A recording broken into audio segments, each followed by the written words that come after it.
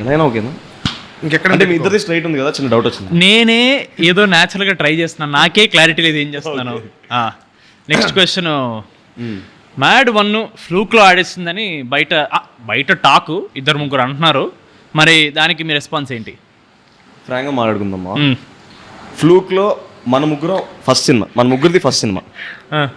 మన ముగ్గురం first cinema చేసినప్పుడు ఫ్లూక్లో ఆడడం అనేది impossible in my opinion.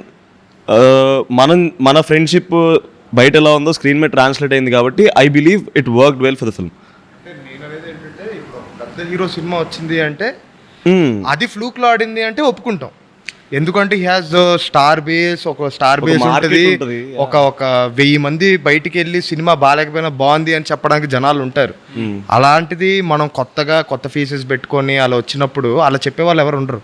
So ఆబ్వియస్గా అది ఫ్లూక్లో ఆడిన సినిమా కాదు, కంటెంట్ ఉన్న సినిమా కాబట్టి ఆడింది.